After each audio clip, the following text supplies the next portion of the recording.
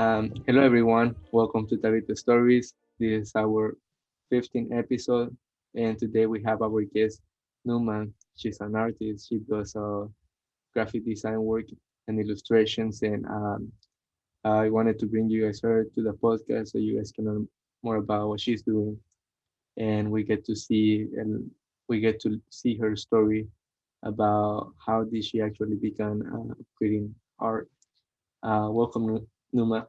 Yeah, I've pretty much been drawing my whole life, I would say. But I would say I didn't really take it that seriously until like my junior year of high school, which was like what 4 years ago, three like 6 years ago. Yeah, six. Yeah. And when you have been doing it your whole life, what motivated you to take art seriously, like what you're creating, and kind of like through that? uh, well, hmm, I would say, yeah, when I was a junior in high school, I was in my art class and I met my art teacher, and he was someone that really pushed me to work at my art. Like he saw my stuff and he was like, "You definitely have more than potential to just be an artist and live off your work." And he's like, "I'm gonna push you." He's like, he's like, "I'm gonna make you separate projects from the classes, and I'm just going to push you to keep drawing every day." And he was like, "Are you willing to do that?" And I was like, "Hell yeah." So from then on, he pushed me to do it. And after I left high school, I just pursued it as my career. And kind of like through that, if you don't mind asking, like what were the projects he was giving you? Like what were they like? A lot of the stuff he was having me dip into different medias. Like he was having me do like Indian ink and just chalk, oil paints, a bunch of different mediums, and then just gave me different, I guess, like different ideas to make art around. Be like, well, draw like how you feel today, or draw something with a crazy perspective that you would never like go for until now and stuff. Just anything that would push me that he knew that I couldn't do, he would be like, "Do it." And I'd be like, "I'm scared." He's like, "No, just do it. Like you're scared right now, but when you have it done, you're gonna be proud of yourself." And I was like, "Okay." And I'd get it done and I'd be like, "Wow, that's cool." Yeah, I definitely kind of like broke that barrier. Like I can do it, and then you see and you do, you're like, oh wow, I just did it. And Yeah. yeah, that's Yeah, right. before I met my art teacher, I had really low confidence in my art. And then after, I was just, you know, he really pushed me to be more confident in myself, in my work.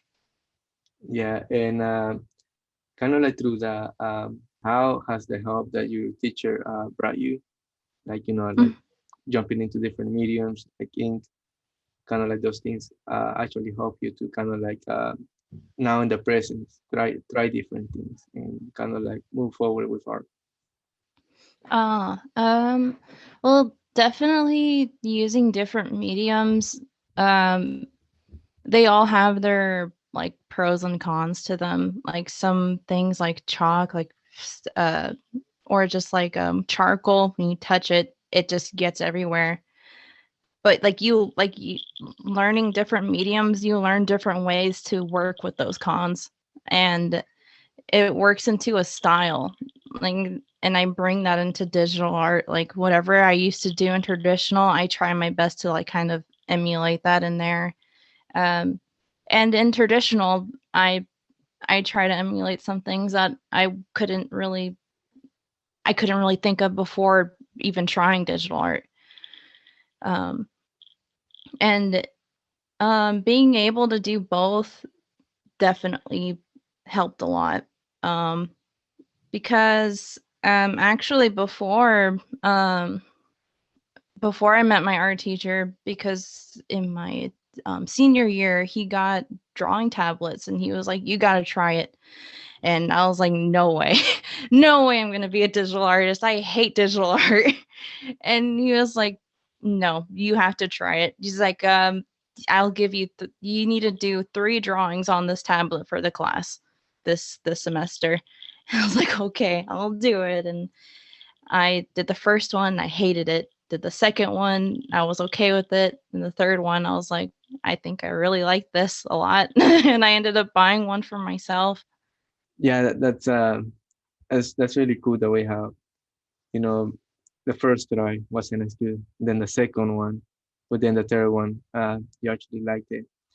And was that when you found out that you wanted to take this career, when Mhm, you realized that you can do um, graphic design work like illustrations? Because I have seen your work and I was just mhm. looking at what you create, and I'm like, Uh, that's really cool because you have an style that I haven't seen in art. oh, That's thank you. really interesting to see and kind of like see how the process behind what you create is like. Yeah, I would say actually like my very top thing that pushes me the most is actually when I was like around, I would say 5 or 4 years old. My great grandma was living with us, and I used to draw in the kitchen while she like sat on the chair and she would watch me. And my mom came in and she was, she was my great grandma was watching me draw, and she looked at my mom. She's like, "She's gonna be an artist." And my mom was like, "Why you say that?" And she's like, "Well, the exact same thing that she's drawing right now, my brother did." And her brother was a famous artist in New Mexico. Um, so he's really my big inspiration, and a lot of my cousins are too because they're artists and stuff like that. So it really pushes me to keep going. And every time I get a block or something, it's like, no, I know I could do it because my great grandma told me I could. You know? Yeah, uh, Yeah. that that's beautiful, you know, and I can relate to what you are saying because I create art just like you, but I'm not at the level that you are. I'm basically just at the tip of what you're actually doing. Mhm. Kind Yeah, of like it's a process. yeah, it's a process, and kind of like that work, you know, like sometimes when we see what our family members are doing, sometimes like there are Mhm. little things, you know, about their style that stick to us. Like sometimes we see what they are creating. Like for example, I see my brother and he has created a sketch, and sometimes I see his sketch and kind of like through that I see lines or I see a specific type of drawing that I really like, and then sometimes like you bring it in and you bring it to your own style to what you're creating. How has Mhm. that helped you in your art? Like, has it ever happened to you that um, what they have created comes to you, and sometimes you kind of like take a little bit of what they are doing?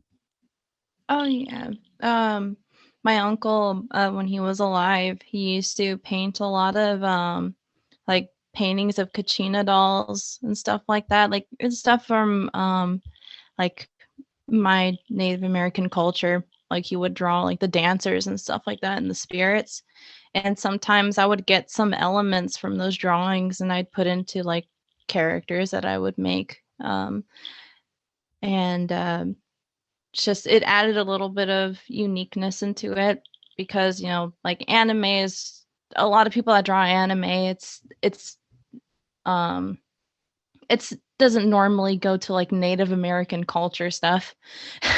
And so I think it's a pretty interesting addition into the stuff that I do sometimes when I do get the chance to draw my own stuff. Yeah, that, Yeah. that that's nice. And when like and specifically, what is something that like an artwork that you have created and that probably took you months, took you days to create it, and then when you were finally able to make it, you were like, wow, this is beautiful. Like I couldn't believe I made this. Oh, yes. There was this drawing that I made. I would I'm trying to think of when I made it. It was my senior year of high school, actually, and I still really enjoy it. I did a redraw of it recently, actually. I made a drawing of a dream that I had. It was of like this Native American man spirit. He was holding like a pottery, and it had like um like northern lights, like how like they like in Alaska, stuff like that. They're like going around him to the pottery, like going from morning to evening to night. And it's still one of my favorite paintings I've ever made. But yeah, I think I would say that one was one of my favorites. Wow, that's nice. And did you Thank you. make, yeah, and when you were making, like, are you transferring digitally, or when you first did it, you did it like traditional? Yeah, when I first did it, it was traditional, and then when I redid it, I did it digitally. That's beautiful. Yeah, thank you. Yeah, I'm wondering if we can get some pictures later on the show so we can show, we get the, you know, the audience what that piece actually looks like and kind of like the difference. Yeah, Yeah, yeah, yeah, definitely. Yeah. yeah, and kind of like tapping into digital media. How long does it take you to make a piece? And like, It would take up depending on how much detail that's in it. I usually would spend about 2 hours to like maybe 8 hours, depending on the detail. But I hardly ever really take breaks, which is not good. Like, you should definitely take breaks. But I'm always just like pushing myself into the end. Mhm. yeah, that that happens a lot, and kind of like, when someone creates something, like, an artist, an athlete, I Yeah. think they're always working, they're always doing something, and because they want to be better and they want to get better. And when you see Mhm. that, kind of like, it takes artwork to another level, and that's always something that, to me, has always, have always seen and admired, because I'm like, you know you started from here and now you're here, and that's Mhm. really cool to see the process. And Yeah. so, kind of like, through that, you're doing your artwork, kind of like, this is the process. You're doing your Mhm. artwork, right? And Mhm. you always want to, like, improve, be better, and you spend time on it. And Mhm. kind of like, through that, when you were first doing your artwork, how did that commissions actually came to it? Like, how was the process of uh, doing it, over and over, until like it came to be, like, appreciated by the people. Like, like, it is appreciated, by the Mhm. artist itself. They love what you're creating. But sometimes, Mhm. like, getting a commission can be difficult. And how Mhm. did that process actually came in? I would say, um, after uh, I got I think when I got into college, I was taking an art class, and I met this girl there, and that girl, she actually introduced me to this guy I know as Funky Garcia. He started inviting me into art shows, and he was like, I really want to display your work, so maybe like we could work something out and you could be in a couple of my shows or something. And so I was like, yeah. And so from then on, like almost every month I had an art show, like with other artists, and people would buy artwork that way. Like they would come to the show and buy art from me there, and then I'd make money. And uh I would start, people would start following me on my Instagram, and people like, "Oh, I saw your work there and I really want a personal piece." And so I'd make something, and then, that's pretty much how I started, like with like a consistent commission thing going on. Is a lot of growing as an artist. And uh like when it comes to like commissions and stuff, is getting to know people, like connections and stuff like that, because they share your art to other people, and then they're like, "Oh, I want an art piece," and they come to you about it. But yeah, it's all about being able to like trying to push yourself to like talk more, because me as an introverted person, it's really hard for me to like communicate with people. But I do my best, because it's like, it's it's how I make my money now. it's my it's my source of income right now. Yeah, yeah, I see that. Um, Hmm. Going to art shows, that's something that um, you know, I lived in Fresno for some time, and Hmm. I had a friend, and he would always tell me like, hey, you should come and check out this art show. And I took an art class, and I was able to see what everyone was creating. And that was just different, different things, and Hmm. that's how me. I fell in love with digital media, what you're doing, and every time I see, I'm like, I want to see what is what someone is creating, what they are doing, and coming into uh, coming into the art show. How was the first art show like? Do you remember what it was like going there? Oh man. Yeah, my first art show was was great. Like I really enjoyed it cuz it was a small venue, so it wasn't anything too crazy for me to handle, but because it was like it there was like they had the art show, but also at the same time they were selling comics. So I didn't feel like I was in front of everyone and everyone was looking at my artwork, but they were looking at everyone else's and they were looking at comics as well. So I didn't feel heavy pressure. But with that first art show, I did pretty well. Like I sold pretty well. And I was like, you know what? I want to do this again. This was so fun. So after that, I was like, yeah, I have to do this again. And that's what really got me into like the role of doing those art shows all the time. Yeah. And when you came to the art show, like the pieces that you were bringing in, were they like traditional painting things, or Mhm. they were like, Yeah, yeah, yeah, they're traditional paintings. okay. And as as time passes on, like, have you moved on into digital media, bringing your digital media into your art shows? I actually for my art shows, I keep them strictly traditional art. And it for me, I feel like my traditional art is best seen in person because like I put glitter in it, like I put all this crazy stuff in it that just I guess pops under light. So when people see it, they're like, "Oh my god, it's crazy" and stuff. So um I leave those strictly for art shows or galleries and stuff like that because I feel like it has better appreciation that way. And it also makes it makes it more I guess people to want to go more to the shows and stuff because I would say like my first solo art show, I had a couple of people that came in telling me like, "Oh, I'm your fan. We're big fans of your artwork, and we wanted to come out here to see your stuff."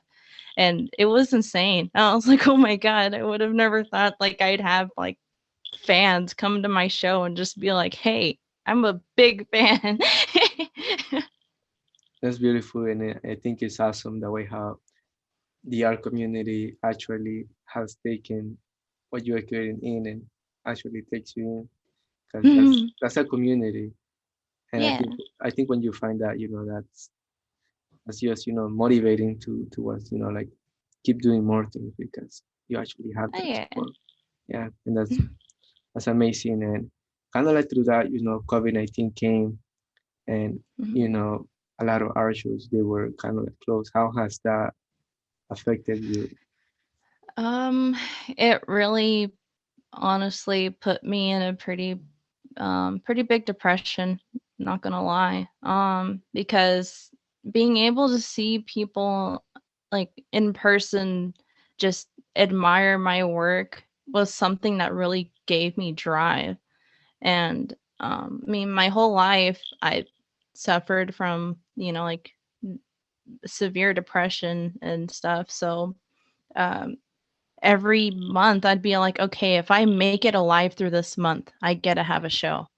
And so that was my motivator. I was like, I get to live, like, I'll give myself one more month to live, and I got it. But, it was like one of those things that kept me hanging on to life. And then when it all ended, I was like, what, what do I do now? I was just like, I don't know what to do with myself anymore because I don't have the shows anymore. and just drove me crazy. And honestly, um, working with I don't know if you've seen the little darky cover art that I've made. Um, that really got helped me that really helped me get out of um that feeling, because just after seeing so many people enjoy my artwork and the stuff that I did for Little Darky, I was like, man, people love my stuff and Yeah. I should keep making it. Like, I should keep pushing myself to work on stuff no matter, how things are, because there's always going to be someone out there that wants to see my stuff, Mhm. Yeah. Um, I So it's, yeah, it was that one thing that during COVID that kept me going. Is like, I got to make art. People like it. yeah, that that's to be honest, like that's beautiful. How you Thank get you. that motivation. Like I want to make one more. Like one more piece and bring it to my audience so they can see what I'm creating. And I think when that's the focus, that's you know people love that. People love to see those things, and when you're able to share that story, like this is my life, or this is what I'm creating, this is what I'm bringing to you guys, so you guys can see this beautiful piece, and that's just that doesn't have like any like monetized value. That's just something like when they buy a piece, I think they're buying it because they want it and they want to have that piece and having that story, along with your art. Um, it's beautiful because just like like I don't know if you can see that painting right there in the back, Uh-huh. kind of like Oh, that yeah. piece. I did it when COVID-19 happened because like I Mm. wrestle, like I do wrestling, like I fight. And kind of like for me, wrestling is just like my life. Like it's a place that I need to go to kind of Mhm. like calm myself down, to get away from, the stress, whatever is going on. Yeah. And so kind of like through that, doing the sport, like when it was taken away from me, I'm like, what am I gonna do? Like I don't practice no more. I don't go to the gym no more. So then kind of like I began doing this painting, which is basically me looking into the future. And Mm. like when you finally show those type of pieces that they're hard to kind of like explain to other people because you feel what you created, and I don't think I think that that's tough when you feel it and you try to explain it, but then when you show it to other people, you don't have to say what it means because they can see it and they can see Mhm. through what you have done. Yeah, and I've never really been too good at like talking out my emotions to people, telling them how I feel or anything. So art was just how I expressed my emotions, like what I was going through and everything. Um, I mean, that's how I dealt with a lot of my problems, was to draw it out and then just be like, this is the physical look at how I'm feeling inside my head, you know? So I don't, with how I am with communicating my emotions, I'm really happy I have art. So it's like that's how I can do it. Yeah, art is for surely a therapy, and it can help you a lot on self-reflection, on learning about things that about yourself. Like if you're able to put what you like into art, then you're an artist because you're able to do this thing. Mhm. And Yeah. it is very diverse. Like there are many things that are different types of art, like sculpturing, like a lot of those things, and it is just so broad, so Mhm. open. And as COVID-19, like kind of like things are starting to look a little bit better than how they began at the beginning. How are your plans looking like now into the future in after COVID-19? I mean, everything's definitely looking a lot better now. I'm gonna have another art show soon, so that's good. Like, I'm gonna be able to start displaying work again. Um, and just I have a lot of things that are in the works right now that I could definitely use as a stream of money to come in to support myself because I'm gonna be moving out, moving in with my collective, and along with the job, I'm gonna be really going in hard on the art with commissions and stuff, so I could support myself, and so things are looking really good. So kind of like you're moving out, you're uh, you know kind of like taking art more seriously now and going into Mhm. a career, and that's really cool to see that, and to see that Yeah. happen to you, because from the beginning when you were first telling us that you have spent a lot of time kind of like creating it and doing things over and over and over again. And Mhm. after that, that's just like an athlete or a business person that takes a lot of time and a lot of Mhm. hard work to actually make. And kind of like seeing that path is amazing. And kind of Mhm. like as you're moving, like what are you, what are your plans as you move on? Like how do you see yourself in the future? Um, really, I just want to be able to live comfortably off of like a side job and art. That's really all I want to do. Like, I don't want anything crazy. I don't want a big house or anything. I just want to be able to live comfortably. Yeah, as long as you're creating what you love, you're happy. And Mhm. yeah. And how did the opportunity came to you? Of Um, of moving out. mm-hmm. Well, one of my friends that's in the collective that I'm in, he's going through some things at home and he really wants to get out.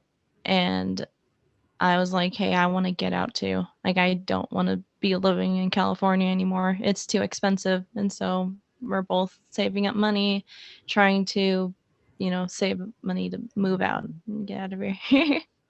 Okay, I was thinking, is a collective like part of art, or is it something separate? um, it's music. Oh, Yeah. music. Mhm. Oh, okay, so they create music and that's what they make. Yeah, I make music too, and I make cover art for their songs and stuff like that Yeah, sometimes. Mhm. that's amazing. And Thank you. how did you begin creating music? Like was the how did you know, like, hey, I like doing music too, you know? Yeah. I mean, I've always like sang when I was younger and stuff like that. My mom got me into singing lessons, and I did a couple of things when I was younger. Like I did a backing vocals of a song for like an orphanage that was in Mexico once, and so I guess I was just always around music with my family. Like they're all creative people in some way, shape, or form. And so when I got into the collective, I was just going to be like cover artist. But then um, when I um, when I got into when I was in the collective, I kind of felt like dead weight because I was like, I just make art. I don't make music. Like, why am I in here? And so I was like, you know what? I'll just try to make music. And I tried. And at first I sucked, and then I got better with time. Yeah. Yeah. You have a pretty big follower on Spotify in your music, and you Yeah. make beats, right? You make beats, and Oh no, I just sing. you sing. I just sing. Yeah. Oh, With people in my collective, they make beats, or I just get beats off of YouTube, really like free for profit ones, and just sing over them.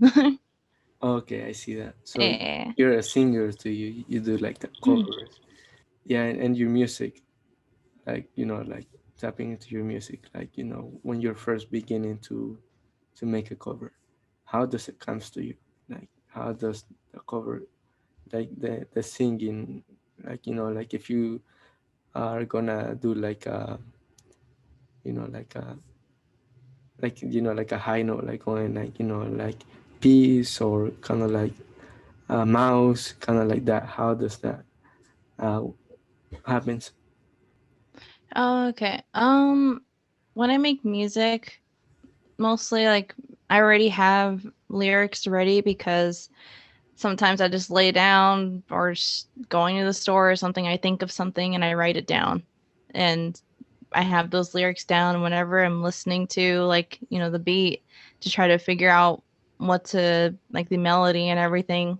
I just look at the lyrics and see which ones work, and then just use that one for that one. Yeah. That's nice. And what is like an advice you can give someone that wants to start creating digital media?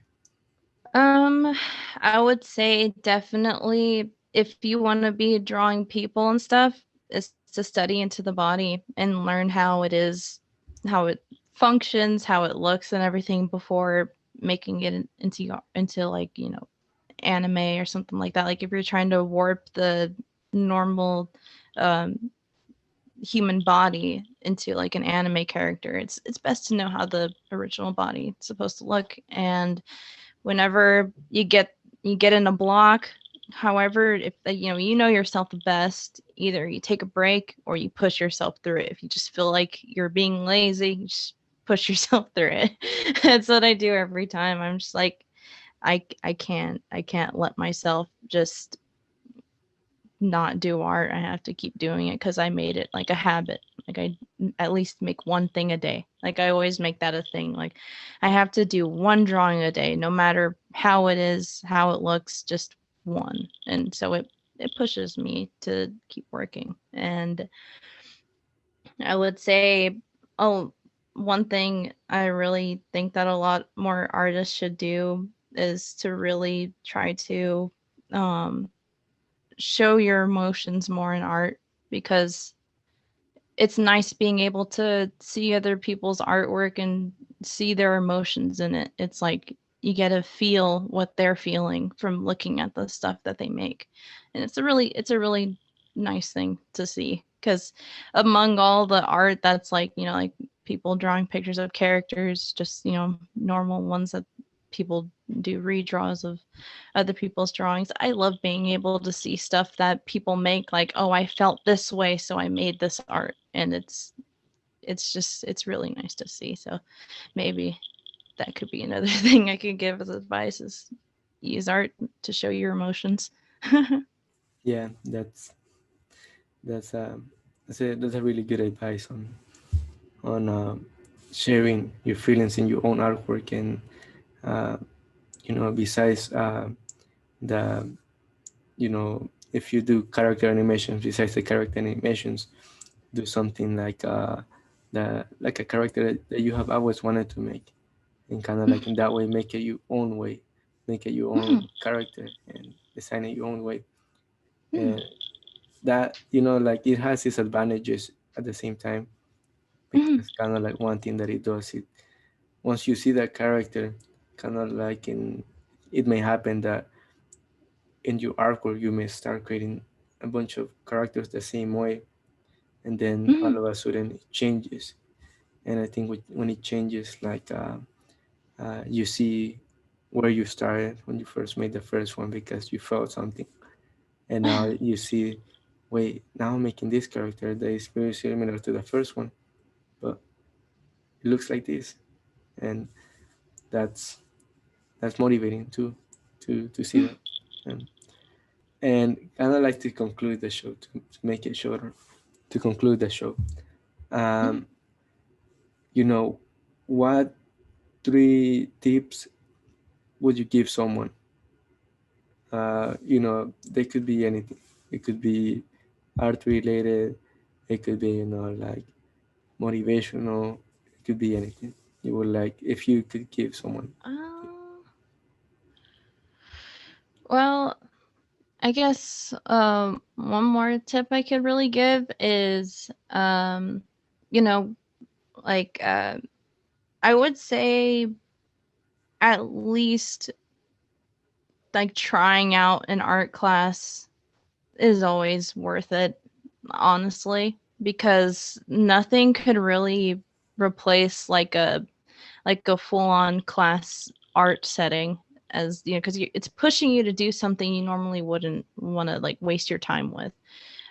Because like I went when I went to college, the time before I dropped out, I was taking art classes, and in those art classes, they were making me do a bunch of stuff that I was like, oh, this is stupid. But then after the class, I was like, you know what? I learned really good stuff out of this, and I wouldn't take it back for anything. Like I would have still went to college for those classes because I honestly learned a lot. And like even when I was in like 8th grade, I took a college class for the summer for art, and it was an animation class. It sucked. It was hard, but it was worth it. I had a good time, and I just feel like it's like it's an experience that people should try, and yeah, like don't knock it before you try it.